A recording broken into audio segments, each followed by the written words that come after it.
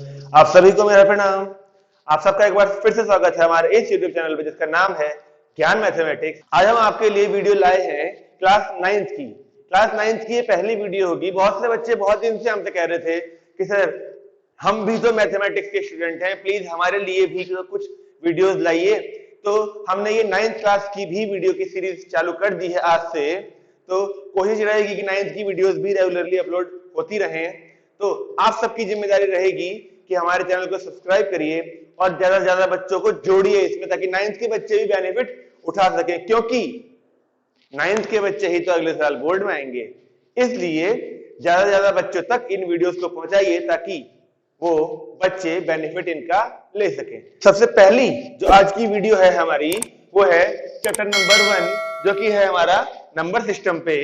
हमारी कोशिश यही रहने वाली है कि हम बहुत सारे एग्जांपल्स आपको करा सकें, बहुत सारे एमसीक्यू आपको करा सकें, ताकि आप लोग अपने आप भी फिर इनको ट्राई कर सकें।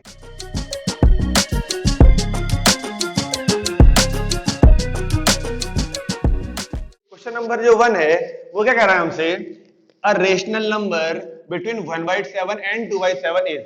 हम बिल्कुल बेसिक से शुरू करेंगे। देखिए, एक रेशनल नंबर 1/7 और 2/7 के बीच में, इन चारों में से कौन सा होगा? 1/14, 2/21, 5/14, 5/21। तो पहले तो हमको मालूम होना चाहिए रेशनल नंबर क्या होता है। हम सब जानते हैं कि रेशनल नंबर वो नंबर्स होते हैं जो p/q की फॉर्म में होते हैं। तो उनमें से पता लगाना है कि 1/7 और 2/7, यहां लिख देते हैं 1/7 और 2/7 के बीच में इन चारों में से कौन सा होगा। अब देखिए, समझाने में भले देर लग जाएगी लेकिन करने में देर नहीं लगेगी फिर आपको। तो इन दोनों के बीच में रेशनल नंबर पता लगाना है। तो एक तरीका तो ये कहता है कि आप इनको डिवाइड कर लीजिए, 1/7 को और 2/7 को, फिर इन सबको भी डिवाइड करिए और पता लगा लीजिए कि कौन सा बीच में आ रहा है, हो जाएगा। लेकिन इनको डिवाइड करना थोड़ा सा बड़ा काम हो जाता है। तो क्यों ना एक काम करें, आसान तरीका। देखिए, यहाँ पे डिनोमिनेटर में दोनों के 7 है और इन सबके डिनोमिनेटर में या तो 14 है या 21 है। देखिए 14 है 21। तो आप एक काम करिए, इनके डिनोमिनेटर सेम कर लीजिए इनके साथ। तो एक बार देखिए, 2 में तो अपॉन में 14 है, तो अगर हम इनके डिनोमिनेटर में 14 करना चाहें तो इसको हमको 2/2 से मल्टीप्लाई करना पड़ेगा, तो ये बन जाएगा 2/14। इसको भी 2/2 से करना पड़ेगा, ये बन जाएगा 4/14। अब चेक कर लेते हैं। देखिए 2/14 और 4/14 के बीच में कोई नंबर था क्या? यहाँ पर 14 इन दो के था अपॉन में। देखिए ऊपर 1 है, यहाँ पर 1 इससे पहले होगा, और फिर 5/14 है तो 5 इसके बाद होगा। यानी कि ये और ये तो आंसर नहीं हो सकते, क्योंकि 1 और 5, 1 इससे पहले होगा और 5 इसके बाद होगा। तो इनके बीच में चाहिए था नंबर, तो ये दोनों तो हट गए। ओके, अब जो दो नंबर बच्चे उनके अपॉन 21 है, तो पहले 21 बनाइए। 1/7 फिर से लिखते हैं और 2/7 फिर से लिखते हैं। अब अपॉन में 21 बनाने के लिए हमको 3/3 करना पड़ेगा, यहाँ भी यहाँ भी, तभी तो 21 बनेगा अपॉन में। और नीचे मल्टीप्लाई करने का मतलब ऊपर भी करना पड़ेगा हमको। तो 3/21 और ये बन गया 6/21। अब चेक करते हैं। देखिए दो नंबर है ये। अब 2/21 तो 3 से पहले होगा, ऐसे ही 5/21, देखिए 5 होगा 6 से पहले। 5/21 तकरीबन बीच में होना चाहिए, यहाँ पर 6 से जस्ट पहले वाला नंबर। तो हम कह सकते हैं कि 5/21 ही वो रेशनल नंबर है जो 1/7 और 2/7 के बीच में होगा। तो ये तरीका मैं उम्मीद करता हूं समझ में आ गया होगा। देखिए दूसरा क्वेश्चन हमारा क्या कह रहा है, irrational number between 1.01124 dash dash and 1.01243 dash dash dash is, इन चारों में से कौन सा नंबर यानी इर्रेशनल नंबर इन दोनों के बीच में आएगा। तो ये जैसे हमने पिछले क्वेश्चन में रेशनल नंबर फाइंड करने का तरीका सीखा था डिनोमिनेटर को सेम करके, ऐसे इर्रेशनल नंबर में डिनोमिनेटर वाला कांसेप्ट तो यूज नहीं कर सकते, लेकिन जो कांसेप्ट यूज करना है आइए वो देखते हैं। पहले हम इन दोनों नंबर्स में देखेंगे कि कौन सी वैल्यू यानी कहां तक सेम है। जैसे 1 के बाद में देखें तो 0 1 यहां भी है, और 1 के बाद में देखें तो 0 1 यहां भी था। ओके, 0 1 तक सेम है, 0 1 तक यहां सेम है। इसके बाद देखिए 1 2 है, 1 2 और इसके बाद में 2 2। अब बाद वाली प्लेस को मैं अभी नहीं लिख रहा, लेकिन जो मेन नोट करने वाली बात है वो यही है कि जो सेम होती है प्लेसेस में तो लिख लीजिए। अब अंतर आ गया देखिए 12 में और 22 में। हमको इनमें से वो नंबर देखने हैं जिनमें 1 के बाद में 0.01 तो हो ही, 12 और 22 के बीच में आना चाहिए, यानी थर्ड फोर्थ प्लेस। देखिए पॉइंट के बाद थर्ड फोर्थ प्लेस, पॉइंट के बाद थर्ड फोर्थ प्लेस पे 12 और 22 के बीच में कौन सा आ रहा है? देखिए 1.01, 1.01, 1.01 सब में है, तो हमें थर्ड प्लेस चेक करनी है, थर्ड और fourth, third fourth, third fourth, third fourth, third fourth. अब हमको देखना है 12 यानी 12 और 22 के बीच में कौन सा है? 11, तो 12 से पहले होगा, ये नहीं हो सकता। 23 तो 22 के बाद में होगा, ये भी नहीं हो सकता। 15 देखिए 12 और 22 के बीच में 15 आएगा, और 32 ये 22 के बाद में होगा। तो कितनी आसानी से हमने पता लगा लिया कि इन दोनों के बीच में इर्रेशनल नंबर कौन सा होगा। ध्यान रखिएगा, अगर किसी को वीडियो में समस्या आ रही है तो बैक करें, फिर से देखिए। बहुत इजी तरीका है ये, हमको पता लगाना होता है कहां तक की वैल्यू सेम है और कहां से अंतर आना शुरू हो रहा है। जहां से अंतर आ रहा होना होता है बस उसी जगह को मार्क कर लीजिए और ढूंढ लीजिए उन दोनों में से कौन सा होगा। हाँ जी, तो देखिए क्वेश्चन नंबर 3 हमारा क्या है? A rational number between √2 and √3 is, √2 और √3 के बीच में इनमें से कौन सा रेशनल नंबर होगा? पहले तो हमें पता होना चाहिए कि √2 और √3 ये दोनों खुद इर्रेशनल नंबर हैं, तो इन दो इर्रेशनल नंबर्स के बीच में एक रेशनल नंबर बताना है इनमें से कौन सा होगा। तो क्योंकि अब आप लोग 9th क्लास में आ चुके हैं, तो कुछ स्पेसिफिक वैल्यूज जैसे कि √2 हमको याद होना चाहिए 1.414 होता है एंड सो ऑन, और √3 की वैल्यू 1.732 एंड सो ऑन चलती है। ये हमको याद रहनी चाहिए दोनों वैल्यूज, अगर हम अपनी कैलकुलेशन को फास्ट करना चाहते हैं तो। और क्योंकि दो वैल्यूज √2 की वैल्यू मिल गई है, √3 की वैल्यू मिल गई है, अब देखिए 1.4 है, ये 1.7 है। मैंने आपसे पिछले क्वेश्चन में भी कहा था, वहां तक नोट करिए केवल जहां तक सेम चलती है वैल्यू। 1.4 है और ये वाला 1.7 है, तो 4 और 7 के बीच में चेक कर लीजिए। देखिए 1.1 इससे पहले होगा, इसको चेक करने की जरूरत नहीं है। 1.5 देखिए 4 और 7 के बीच में 1.5 ही आने वाला है, 1.8 तो 7 के बाद होगा। तो बड़े आराम से हमने 1.5 का पता लगा लिया, और हाँ 1.5 रेशनल नंबर भी है। तो आपको ये दोनों वैल्यूज याद होनी चाहिए, इस क्वेश्चन के लिए नहीं और बहुत सारे क्वेश्चंस के लिए। √2 √3 हर मैथमेटिक्स वाले बच्चे को याद होनी चाहिए। हाँ जी, तो क्वेश्चन नंबर 4 हमसे क्या कह रहा है?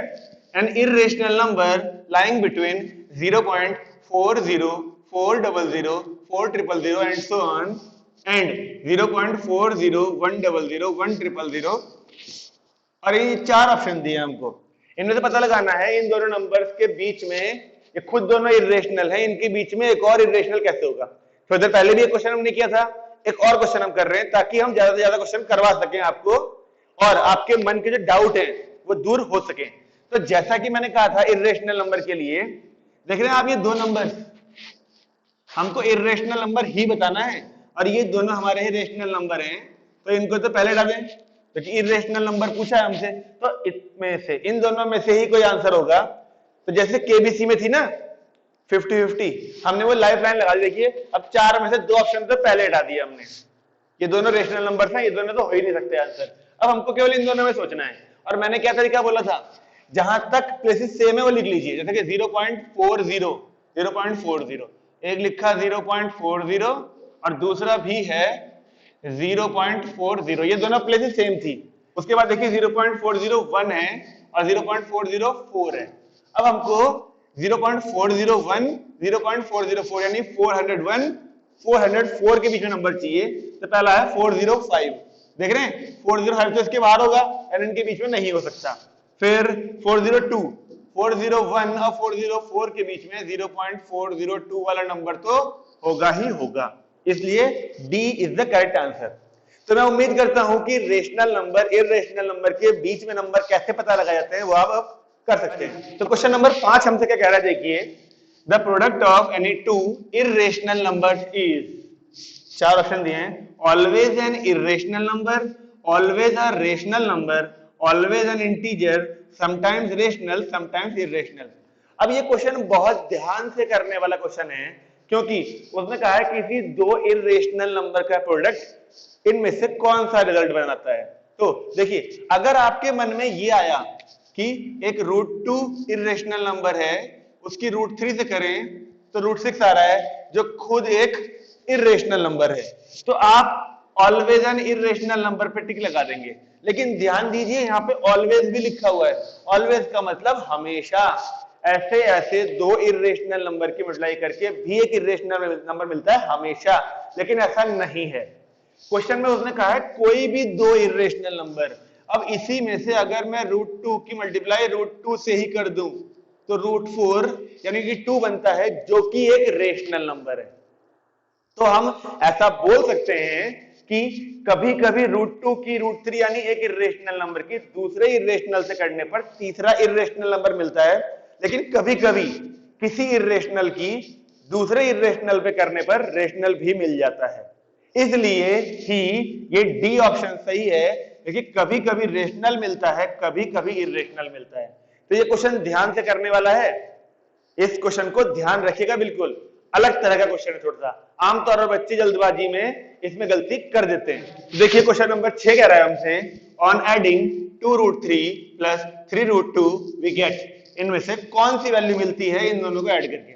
तो देखिए इस क्वेश्चन को करने के लिए हमको थोड़ा बेसिक मालूम होना चाहिए पहले से ही कि अगर हम √a को √a से ऐड करते हैं, यानी कि रूट के अंदर वाली वैल्यूज अगर सेम होती हैं, तो ही हम इसमें से √a कॉमन ले लें तो यहां बचेगा 1 और यहां बचेगा 1, ये बन जाएगा हमारा 2√a। यानी दो रूट वाली वैल्यूज केवल तभी ऐड हो पाती हैं जब रूट के अंदर वाली वैल्यूज दोनों सेम होंगी। अगर ये अलग होता है, √a है ये √b है, तो इन्हें ऐड नहीं किया जा सकता। तो ऐसा ही यहां पर है, देखिए √3 और √2 दोनों रूट के अंदर वाली वैल्यूज अलग हैं, तो इन्हें ऐड नहीं किया जा सकता। ये क्वेश्चन बस आपको गुमराह करने के लिए दिया गया है। तो ये नहीं हो सकता, ये नहीं हो सकता, इन दोनों को ऐड नहीं कर सकते, यानी कि ऐसे ही रहेंगे, कोई चेंज नहीं आएगा इसके अंदर। ये कॉन्सेप्ट का क्वेश्चन है और बहुत ही बेसिक कॉन्सेप्ट है, ध्यान रखिएगा। अगर सेम हो रूट के अंदर वाली वैल्यू तो ही ऐड हो सकती है, अदरवाइज नहीं होंगी। हाँ जी, अब देखिए क्वेश्चन नंबर 7 में हमसे कह रहा है, on dividing 6√27 by 2√3 we get 3√9 6 9, या फिर इनमें से कुछ भी नहीं। तो अब फिर से एक बहुत ही कॉन्सेप्ट वाला क्वेश्चन आ गया, जैसे पिछले क्वेश्चन में एडिशन के बारे में था रूट्स वाली वैल्यू को, अब डिवाइड करने के लिए। तो हम लिख लेते हैं, देखिए 6√27 अपॉन 2√3। अब डिवाइड करते वक्त हम कह सकते हैं कि 2 से तो चलो हम 6 को काट देंगे 3 टाइम्स, लेकिन इस रूट से इस रूट को इतनी आसानी से नहीं काटेंगे।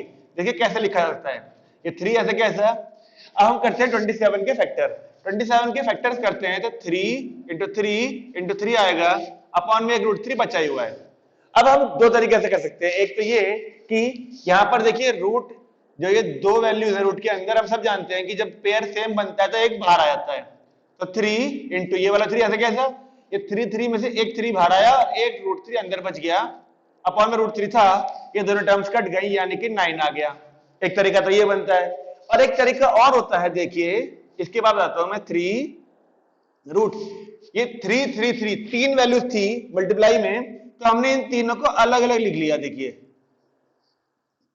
नीचे एक √3 ऐसा कैसा, रूट के अंदर अगर कुछ मल्टीप्लाई में हो तो हम उनको अलग अलग मल्टीप्लाई लिख सकते हैं रूट के साथ। तो अब एक रूट से एक रूट हमने काट दिया। अब ये 3 ऐसे कैसा, √3 × √3 इज √9, जो कि हमारा 3 होता है। तो फिर भी 9 ही आ रहा है हमारा, देखिए यानी C option is the correct. मैंने दो तरीके आपको बताए, कोशिश करिए कि ध्यान रख सकें आप, क्योंकि ये बिल्कुल बेसिक है रूट्स वाले क्वेश्चंस के। अगले जो क्वेश्चन हम बताने वाले हैं उनमें कुछ एडवांस ही क्वेश्चन मिलेंगे। हाँ जी, तो देखिए क्वेश्चन नंबर 8 हमसे क्या कह रहा है, 2 - √7 इज, बहुत ही छोटा क्वेश्चन है, 2 - √7 is a rational number, N irrational number, N integer, a natural number. यानी कि हम ऐसा मान सकते हैं एक रेशनल में से माइनस कर रहे हैं एक इर्रेशनल नंबर को। तो हमें ये बात मालूम होनी चाहिए कि एक रेशनल नंबर को जब जब ऐड करेंगे या फिर सब्ट्रैक्ट करेंगे इर्रेशनल नंबर के साथ, the result will always be N irrational number. Rational irrational number add करके हमेशा इर्रेशनल नंबर आता है, बस। अच्छा अगर आपको ये ध्यान नहीं आती बात, तो आप एग्जांपल के तौर पे ले लीजिए 2 + √2, ये रेशनल है ये इर्रेशनल है। तो थोड़ी देर पहले हमने बताया था आपको कि √2 की वैल्यू 1.414 डायरेक्ट चलती है। तो अगर आप 2 में 1.414 एंड सो ऑन ऐसी कोई वैल्यू ऐड करेंगे तो इतना तो पक्का है 3.414 एंड सो ऑन आएगा। इसको देख के आप आइडिया लगा सकते हैं क्योंकि ये वैल्यू बहुत आगे तक जाने वाली थी, तो ये वाली भी वैल्यू आगे जाके बहुत दूर तक जाएगी, जिसकी वजह से result will be an irrational number. तो आप एग्जाम्पल्स को अपने आप कंसीडर करना सीखें। अगर आपने ये तरकीब सीख ली तो ऐसे ऐसे पता नहीं कितने एमसीक्यूज आप अपने आप कर सकते हैं। एग्जाम्पल्स को खुद लेके ट्राई करना सीखें। यही एक तरकीब होती है, मतलब बहुत सारी तरकीब जो होती हैं, यानी कि बहुत सारी टेक्निक जो होती हैं एमसीक्यू अटेम्प्ट करने की, उनमें से एक ये भी होती है कि अगर कोई आपको बड़ी वैल्यू वाला क्वेश्चन दिया है तो आप उसी के जैसी छोटी वैल्यू को लेके अपने आप एग्जांपल सेट करिए और ट्राई करिए। अगर छोटी वैल्यूज में भी वो क्वेश्चन सेटिस्फाई कर रहा है तो बड़ी वैल्यू में भी सेटिस्फाई करेगा। बड़ी वैल्यू जानबूझ के दी जाती है आपको ताकि बच्चे कंफ्यूज हो जाएं और गलती करें, इसलिए एग्जांपल्स को खुद सपोज करके ट्राई करना सीखें। तो क्वेश्चन नंबर 9 हमारा कुछ इस तरीके से देखिए, ऑन सिंप्लीफाइंग √5 + √7 का whole square we get a b c d यानी 12 √35 √5 + √7 12 + 2 √35। अब इस वैल्यू का होल स्क्वायर ओपन करने के लिए हमारे पास देखिए a + b की आइडेंटिटी हम सब जानते हैं, a² + b² + 2ab होती है। वही बिल्कुल इस इर्रेशनल नंबर के एडिशन के स्क्वायर में लगा सकते हैं। कोई अजीबोगरीब क्वेश्चन नहीं है ये, किसी और ग्रह से नहीं आया। जो यहां पर a और b होता है वही है और a और b है, कंपेयर करना सीखिए। 9th वाले बच्चे कंपैरिजन में ही गलती करते हैं। तो चलिए देखिए, मैं यहां लिखता हूं √5 + √7 का होल स्क्वायर। अब a ये वाली वैल्यू हो गई, b ये वाली वैल्यू हो गई। आपको ये बात समझनी बहुत जरूरी है कि a + b के होल स्क्वायर में यही दोनों टर्म्स नहीं आती। अगर 100 बच्चे 9th क्लास के a + b का होल स्क्वायर ओपन करेंगे तो उनमें से 70 बच्चे ये गलती करेंगे कि a² + b² पे छोड़ देंगे। अरे भाई 2ab भी तो होता है साथ में, तो इसका ध्यान रखना बहुत जरूरी है कि a² + b² + 2ab में तो पहले √5 का स्क्वायर आना चाहिए, फिर b का स्क्वायर यानी √7 का स्क्वायर आना चाहिए, फिर 2ab आना चाहिए यानी 2a और फिर b आना चाहिए। तो √5 के स्क्वायर को हम बोलते हैं 5, √7 के स्क्वायर को हम बोलते हैं 7 और 2 √a into √b is √ab। तो अब देखिए 5 और 7 12 हो गए और ये 35 हो गया, यानी कि 12 + 2 √35 हमारा है। तो डी आंसर सही होगा। तो ध्यान देने वाली बात इस क्वेश्चन में जो है, यानी कि जो इस क्वेश्चन की पंच लाइन है वो यही है कि a + b के होल स्क्वायर में a² + b² के अलावा 2ab भी आता है, जिसको 9th क्लास वाले बच्चे अक्सर भूल जाते हैं। और देखिए 5 और 7 12 आएगा और ये एमसीक्यू बनाने वाले जानबूझ के वही गलती करते हैं। आपने इत्तेफाक से यहाँ पर a² + b² किया होता तो केवल 5 और 7 आता, 12 दिखता और बस बच्चों को लगता हो गया ठीक, क्योंकि 12 तो यहां दिख रहा था। ये जानबूझ के, वो नहीं पता है कि बच्चा a² + b² ही करता है, 2ab करना भूल जाता है। तो इसीलिए एमसीक्यूज के ऑप्शन भी ऐसे दिए जाते हैं ताकि बच्चा गलत भी कर रहा है अगर तो उसको चल जाए पता कि अरे हाँ 12 है ठीक। तो ये बात ध्यान रखिए कि इसमें 2ab वाले टर्म को इंक्लूड करा जाता है, जो कि 70% बच्चे नहीं करते होंगे। इसलिए ही ऐसी ऐसी वीडियोस हम लोग बना रहे हैं ताकि आप गलतियां ना करें। चलिए बढ़ते हैं अगले क्वेश्चन की तरफ। तो क्वेश्चन नंबर 10 हमसे क्या कह रहा है, √10 × √15 इज इक्वल टू 6 √5 5 √6 √25 10 √5। आपको मालूम होना चाहिए कि इन दोनों चीजों की मल्टीप्लाई करके इनमें से कैसे रिजल्ट तक पहुंचा जा सकता है। तो देखिए पहले √10 लिखा इंटू √15 लिख दिया हमने यहां पर। अब हमको इनके पहले प्राइम फैक्टर्स में तोड़ के देखना चाहिए। इसको देखिए √10 को हम 2 × 5 लिख सकते हैं मल्टीप्लाई, ऐसे ही 15 को हम 5 × 3 लिख सकते हैं। और दो चीजें जब मल्टीप्लाई करनी हो और दोनों रूट में होती हैं तो हम उनको एक कंबाइंड रूट में भी लिख सकते हैं, यानी कुछ इस तरीके से। देखिए अब हम सब जानते हैं कि अगर रूट के अंदर दो फैक्टर्स सेम मिलते हैं, जैसे कि ये दिख रहे हैं हमको 5 और 5, तो ये एक बन जाएगा, बाहर आके अंदर बचेगा 2 × 3। तो ये 5 ऐसे कैसा, 2 × 3 हमारा बन गया 6, यानी 5 √6। देखिए कहीं पर है कि 5 √6, हाँ ये रहा बी। तो हमारा बी आंसर करेक्ट है। तो मैं उम्मीद करूंगा ये मल्टीप्लाई किस तरीके से एडिशन के टाइम पे, किस तरीके से मल्टीप्लीकेशन के टाइम पे कुछ कुछ छोटी छोटी बातें ध्यान रखनी होती हैं, वो आप सब भी ध्यान रखेंगे। हाँ जी, तो क्वेश्चन नंबर 11 हमसे कुछ क्या कह रहा है, देखिए the value of √32 plus √48 upon √8 plus √12 is equal to √2, 2 या 4 या 8। अब इस क्वेश्चन में फिर से रूट्स का ही यूज हो रहा है और प्लस भी है और डिवाइड भी है। तो सबसे पहले देखिए हमारा जो मोटिव होता है वो ये एडिशन या फिर मल्टीप्लिकेशन कुछ भी हो रूट्स की, हमको पहले इन रूट्स को प्राइम फैक्टर्स में तोड़ना चाहिए ताकि हम लोग कुछ कॉमन आ रहा हो या फिर जो भी सिंप्लीफिकेशन है हो सके। हम लोग वैसे भी रूट्स के अंदर बड़ी बड़ी वैल्यूज के साथ कंफर्टेबल नहीं होते एज कंपेयर टू छोटी वैल्यूज के साथ। तो हमारा पहला काम है इसको प्राइम फैक्टर्स में तोड़ना। तो देखिए √32 के मैं फैक्टर दिखा देता हूं करके आपको। 32 होता है हमारा 16 2 जा, यानी 2 2 जा 4 2 जा 8 2 जा 16 और 2 जा 32, ये हो गया हमारा। देखिए और इसको ये एक 2 बाहर आएगा, ये एक और 2 बाहर आएगा, एक √2 बच जाएगा, यानी ये बच गया हमारा 4√2। ओके, अब √48 की बात करें। अब 48 को 16 3 जा बोलते हैं हम लोग। तो 2 2 जा 4 2 जा 8 2 जा 16 और 3 जा 48। अब फिर वही बात, ये डबल में से एक 2 बाहर आएगा, इस डबल में से एक 2 बाहर आएगा और √3 बच जाएगा अकेला, यानी कि ये बन गया 4 और साथ में √3। तो ऊपर की दोनों वैल्यूज हो चुकी हैं। अब डिनोमिनेटर पे आते हैं, √8, तो 2 2 2 यानी रूट, क्योंकि ये 2 बाहर आएगा एक 2 और एक 2 अंदर बच जाएगा और लास्ट में बचा हमारा 12। देखिए तो 12 को 2 2 जा 4 3 जा 12, अब ये 2 बाहर आ सकता है एक और √3 बच जाएगा ऐसे कैसा। अब चारों वैल्यूज हमने फाइंड आउट कर ली हैं, हम जरा पुट करते हैं। देखिए √32 है हमारा 4√2, √48 की वैल्यू है 4√3 अपॉन, फिर है √8 यानी हमारा 2√2 और फिर है हमारा 2√3। अब इस पूरे को, यानी ये चीज बन गई है कुछ ऐसी, इसको सिंप्लीफाई करके इन छोटे छोटे आंसर पे कुछ लाना है। अब ध्यान से देखिए, यहां पर भी √2 है, फिर √3 है, √2 है, √3 है।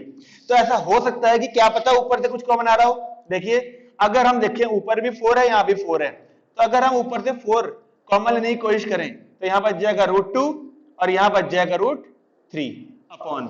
ऐसे देखिए रूट्स के बाहर यहां भी 2 है, यहां भी 2 है, तो यहां बचेगा √2 और यहां बचेगा √3। अब आप सबको पता होगा आगे का काम क्या होना है, इस 2 से ये कटेगा 2 बार, और क्योंकि इस ब्रैकेट के अंदर और इस ब्रैकेट के अंदर की पूरी टर्म सेम है, तो ये पूरी टर्म इस पूरी टर्म को कैंसिल आउट कर देगी, तो आंसर बचेगा केवल 2, जो कि है हमारा बी पार्ट। अब जो बच्चे कॉमनली 9th के गलती करते हैं वो क्या, इस √2 से इस √2 को काट देंगे। नहीं, जब तक ये प्लस आगे दिख रहे हैं आपको, तो एक वैल्यू से एक वैल्यू नहीं कट सकती। मल्टीप्लाई वाले केस में ही ऊपर नीचे वैल्यू कटती है। देखिए ये पूरा ब्रैकेट इस पूरे ब्रैकेट के साथ डिवाइड में है और ये 2 मल्टीप्लाई में था, ये 4 मल्टीप्लाई में था, तो बाहर वाली वैल्यूज काट पा रही हैं।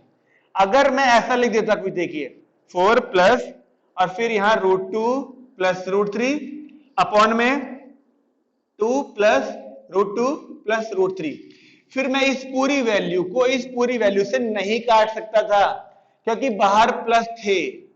इन बातों का ध्यान रखना जरूरी है, यही गलतियां करते हैं 9th के बच्चे। अच्छा वैसे तो ये गलतियां 11th के और 12th के बच्चे भी कर देते हैं, लेकिन अगर 9th तक, मतलब 9th में ही अगर हम इन गलतियों पे काम कर लें तो 11th 12th तक हमें ये परेशानियां नहीं होंगी। और यही वो चीजें हैं जिनकी वजह से हमको मैथ से डर लगता है। अगर 6, 7, 8, 9th में मेहनत ठीक से कर ली जाए और इन चीजों को ध्यान रख लिया जाए तो मैथ में डरने लायक कुछ होता ही नहीं है। हाँ जी, तो क्वेश्चन नंबर 12 में क्या कह रहा है, देखिए the value of 1/√10 where √10 is equal to this is, यानी 1/√10 की वैल्यू बतानी है जब हमको √10 दिया हुआ है, इनमें से कौन सी आएगी। अब देखिए इस क्वेश्चन को देख के जो एक कॉमन बच्चा सोचेगा वो क्या, कि √10 की वैल्यू को यहां पर पुट कर देते हैं 1 ये, और फिर वो लग जाएगा डिवाइड करने में। नहीं नहीं नहीं नहीं, ये एमसीक्यू है, कोई 10 मार्क का क्वेश्चन नहीं है। तो ट्रिकी क्या है देखिए 1/√10 दिया हुआ है हमको। अगर हम इसको रेशनलाइज कर लें, रेशनलाइज का मतलब होता है हमको डिनोमिनेटर या फिर न्यूमरेटर से रूट को हटाना होता है। अभी 9th क्लास में आप लोग छोटे हैं तो डिनोमिनेटर से रूट हटाने को मिलेगा। जैसे जैसे हम बड़े होते रहेंगे न्यूमरेटर से भी हटाएंगे, दोनों से भी हटाएंगे एक ही क्वेश्चन के अंदर। तो अभी के हिसाब से केवल डिनोमिनेटर से हटाना हो रूट को, तो जो वैल्यू दी हुई है हम उसी से मल्टीप्लाई डिवाइड कर लेते हैं। √10 से ही मल्टीप्लाई भी किया डिवाइड भी किया, तो देखिए ऊपर तो बन गया √10 और नीचे √10 की √10 से मल्टीप्लाई करने पर बनेगा 10, जिसकी वजह से √10 की वैल्यू जो थी हमारी 3.162/10 डाल देते हैं। आपको लग रहा है ये पहले से टफ हो गया? नहीं, अब ये बहुत इजी हो गया। जब भी हम लोग डिवाइड करते हैं तो पॉइंट लेफ्ट साइड में मूव होता है कि राइट साइड में मूव होता है? मल्टीप्लाई करते वक्त पॉइंट राइट साइड में मूव होता है, तो डिवाइड करते वक्त देखिए ये पॉइंट यहां बन जाएगा, यानी 0.3162 जैसे कुछ वैल्यूज आनी चाहिए, यानी कि हमारे ए पार्ट में है। तो मैं उम्मीद करूंगा ये समझ में आ गया होगा। आज के लिए काफी है, फिर मिलेंगे आपसे अगली वीडियो में अगले क्वेश्चंस के साथ। तब तक के लिए नमस्कार।